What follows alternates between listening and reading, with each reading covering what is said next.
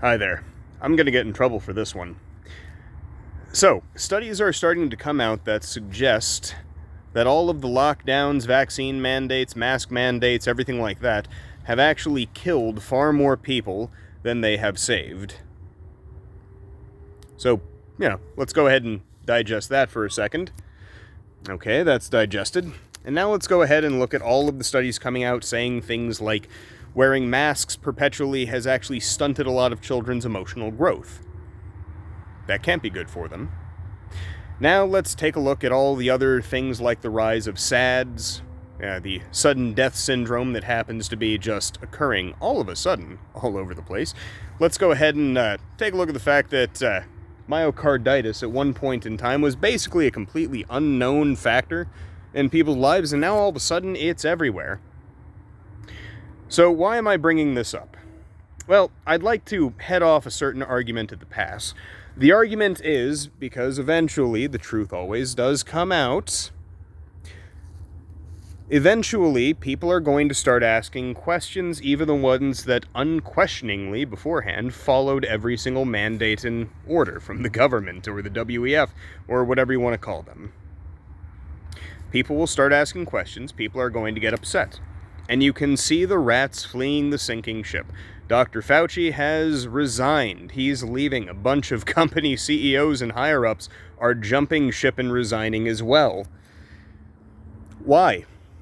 It's a very good question, but I think you can puzzle out the answer for that one. Now, the argument that I'd like to head out at the pass is that it was all accidental. Oh, they couldn't have known. Oh, of course, if there was more damage done than good, it was just a tragic accident. No, it wasn't. And here's why I'm going to say that. If somebody talks constantly about their love of eating Oreos, and they're constantly talking about it, and they're saying, oh, I just love to eat Oreos, and then you come home one day and, somebody ate 3 sleeves of Oreos, you're probably going to look first at the person who constantly talks about eating Oreos and how much they love it. Bill Gates, a member of the WEF and a highly influential person, constantly, throughout his entire professional career, has talked about the benefits of population reduction. He was a eugenicist back when it was fashionable, or barely not fashionable to be a eugenicist. You have every single one of these people like Extinction Rebellion, all of their supporters on the left, all of these insane cultist eco people saying that, oh, humans are a cancer and you people need to have less kids and not live in such big houses and not eat meats. Now, keep in mind, they say you, because much like vax mandates, mask mandates, or stay indoors orders, the politicians, celebrities, and the people ordering these things, simply put, never follow them themselves. The rules are for you, not for them. But watch, they do a little dance on TikTok, so that means everything's okay. Bread and circuses, simply put.